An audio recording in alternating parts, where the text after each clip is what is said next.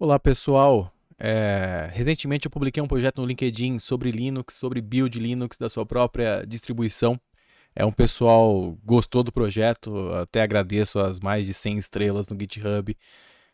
Eu venho hoje explicar um pouco como funciona, talvez atrair alguns olhares aí de gente que esteja aprendendo, porque o meu foco é sempre quem está aprendendo, né? Eu gosto de ajudar.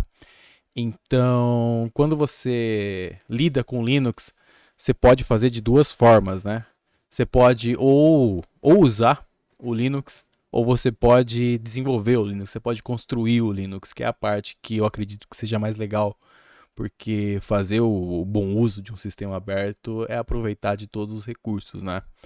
E primeiro quero deixar claro que esse é um projeto didático, que eu venho tocando nos últimos 3, 4 anos, né?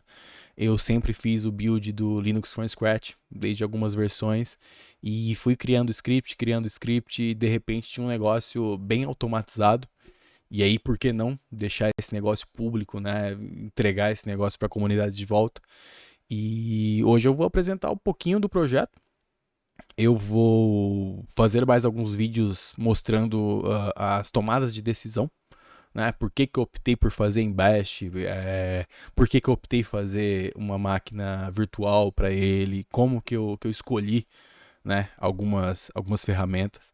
Então, se você clonar hoje o repositório lá do GitHub, ele vai vir nessa árvore que está sendo exibida aí na sua tela.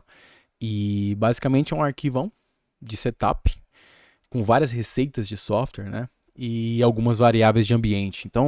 Então vem comigo, vamos dar uma olhada por cima como funciona esse negócio. Primeira coisa, é um dialog normal do Linux, o setup. Então ele te dá algumas opções, né? Você pode criar o projeto, construir o compilador cruzado, construir o seu file system root, enfim, para cada uma dessas opções, então ele faz um switch case aqui e aí ele vai chamar funções, né? Funções que estão definidas em outros arquivos. Então a gente já começa como que eu defino as coisas aqui, né? No nosso ponto de entrada, que é o nosso setup, eu estou fazendo o source. Source é basicamente o include do C, né? Então eu estou fazendo source no setEnvVars e setEnvFunctions.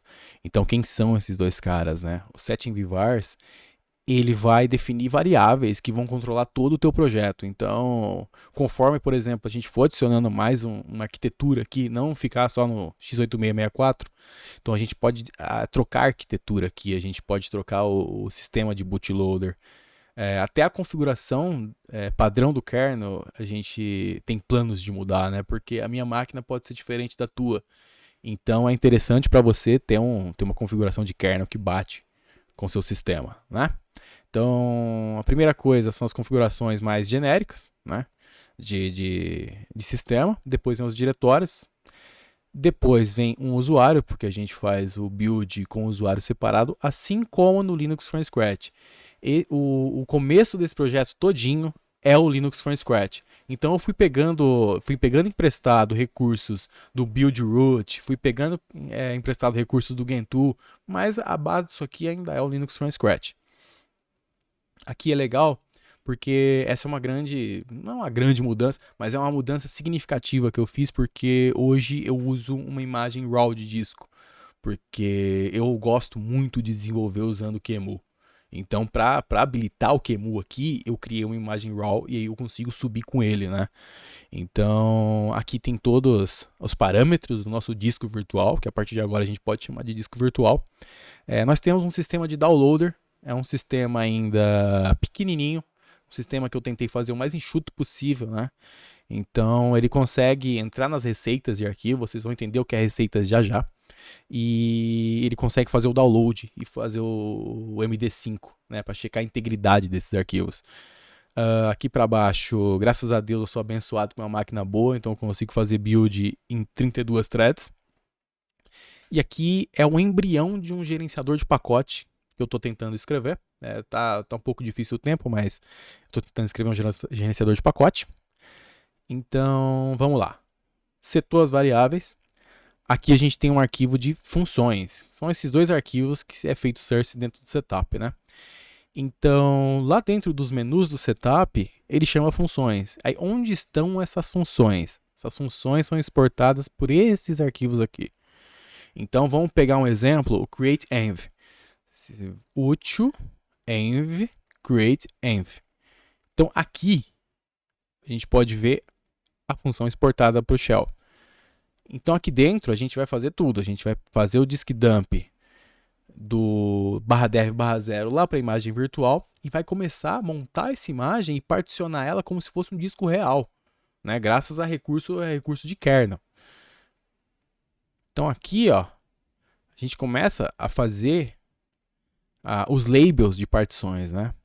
Aí cria um loop, um loop é uma coisa que eu aprendi nesse projeto, eu ainda pretendo explicar de forma bem legal, que é basicamente aquele esquema, eu não sei quem é da época da imagem ISO, né?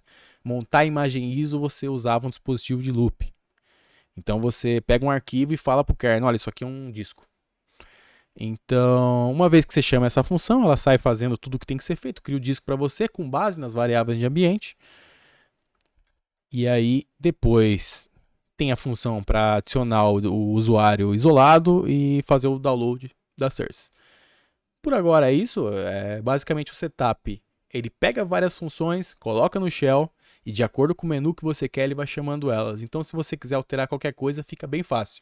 Se quiser adicionar ou mexer no que está pronto, é só nesses 3 arquivos aqui você vê onde está tudo, né? Outra coisa legal é a parte de download, só que a gente vai entrar nela daqui a pouco. Que antes de entrar nela é legal apresentar a parte de receitas, né? Que é um conceito que já é meio velho em software. Já não é dos dias de hoje, né? Acho que eu disse que o Yocto usa bastante isso também. Então, por exemplo, a gente tem que fazer o build do Cross Toolchain, né? Então vamos lá. Entramos no Cross Toolchain. Aqui tem as nossas receitas. E aí a gente tem um monte de arquivo. Cada arquivo você repara que é um software. Então vamos lá no Bash. O que a gente tem aqui no Bash? A gente tem uma variável com MD5, uma variável com o link, uma variável com arquivo comprimido e a outra com a pasta de destino. Guarde essa informação. Temos aqui funções, pequenas funções, cada uma fazendo aquele método clássico do Linux. Config, build, install. Às vezes tem teste também. Então, um arquivo de receita, o esqueletinho é isso aqui, né?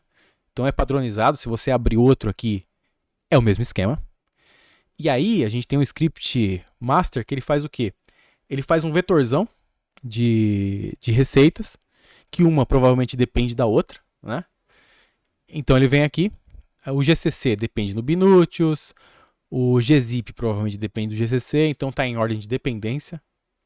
Quem é velho de Linux sabe que resolver dependência é uma coisa muito boa. E aqui eu pego todos esses arquivos de receitas, eu faço um for, e lembra daquelas funções que eu exporto lá em cada receita? Para cada receita aqui que eu fizer source, eu vou extrair, eu vou entrar na pasta que eu extraí, eu vou chamar o config, vou chamar o build e vou chamar o install. Depois eu vou apagar o source e vou sair. Então, esse é um método que ficou bem fácil você instalar coisa. Então, simplesmente eu posso fazer várias receitas, fazer uma lista de dependência, passar para essa função aí, para esse forzão, e deixar ela instalar sozinho, né? Para a parte do sistema mesmo, é até um pouco mais rebuscado. Ele faz algumas checagens, né? E aí já entra a parte que eu planejo gerenciar pacote. Então, mas isso aqui vai ficar para um próximo vídeo, o sistema de build. Mas aqui já estamos um passo um pouquinho para frente de gerenciar pacote. Agora falando do downloader. O downloader funciona da seguinte forma. Você pode voltar aqui no nosso bash. A gente vê que o bash ele tem um link de download. E o bash também tem um MD5. Ele também tem o nome do arquivo. No caso é bash 52221 targz. Então aqui no Utils, a gente tem uma função exportada que ela é a download source. O que esse cara faz? Ele vai em todas as pastas que tem receitas, ele baixa todos os links das receitas, ele pega todos os links e baixa, de cada link, ele baixa o arquivo comprimido e guarda numa pasta. Então, aqui a gente tem os paths, e aqui a gente isso aqui eu tentei fazer o mais enxuto possível, talvez não esteja muito otimizado ainda, mas eu pretendo otimizar isso aqui mais. Então, tá aqui os passos, né? Para cada receita, ele vai pegar o link dela, vai fazer o download com wget e vai checar o MD5. E aí, feito o download delas, ele vai copiar, vai montar o disco virtual e vai copiar para dentro do disco virtual. Para uma vez que a gente entrar no ambiente de build do disco virtual, todas as coisas que a gente precisar estarem lá. Então, eu preciso fazer build do kernel mais para frente, horas depois de eu começar o projeto. O kernel já vai estar lá. E aí um detalhe bacana é que, eu limpei o meu projeto e removi a imagem, quero fazer do zero. Se você não trocar a versão de nada, se você manter as receitas, faz sentido você manter os downloads para você não ter que baixar tudo de novo, né? Então, aqui na nossa variável de keep download files, você mantém 1. Então, se você chamar o clean e esse cara tiver setado em 1, os seus arquivos de download permanecem lá.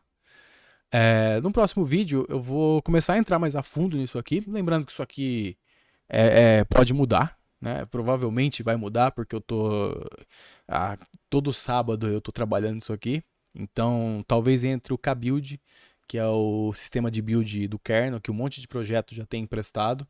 Eu só não quero tirar muito o caráter didático disso aqui, né? Eu não quero colocar coisa que o pessoal olha e fica tipo, mas o que é isso, né? Eu sei que, a grosso modo, isso aqui pode parecer não muito palatável, mas eu sei que colegas meus já olhou para isso aqui e falou, mas não entendi, cara. Mas aí a gente vai explicando, e assim, não é um conteúdo que você chega de cara e entende, né? Mas a gente vai explicando, e talvez isso aqui não seja o seu presente hoje, mas pode ser o seu futuro, né? Eu sei que não tem tanto conteúdo assim que explique de uma maneira palatável o que está acontecendo. Mas um bootloader, né? Alguns programadores hoje preferem ficar na parte de mais alta abstração, camada de aplicação e tal. Mas no futuro nós vamos precisar das duas pessoas, né? Da pessoa para trabalhar. Isso que eu falo no campo de trabalho. A gente vai precisar de gente para trabalhar com a parte mais baixa e a gente para trabalhar com a parte mais alta. E é bom que seja assim. Só que se você quer entender mesmo, se você tem essa curiosidade, não precisa nem ser da tua área, cara. Se você olha e fala, eu queria saber como funciona. Então você pode pegar um projetinho desse e estudar aí como funciona. No mais é isso. Eu espero que no futuro eu traga mais alguma novidade. Eu pretendo arrumar um pouquinho as coisas aqui. Hoje já funciona bem legal. E no próximo vídeo eu vou falar sobre o build, né? O sistema de build, o sistema de recipes. E é isso. E se hoje isso aqui parece um pouco difícil, não parece palatável, o que eu posso dizer é que fica tranquilo, porque um dia para mim isso aqui não foi palatável e hoje nós estamos num nível que já é mais confortável trabalhar com esse tipo de coisa. E é isso, pessoal. Obrigado.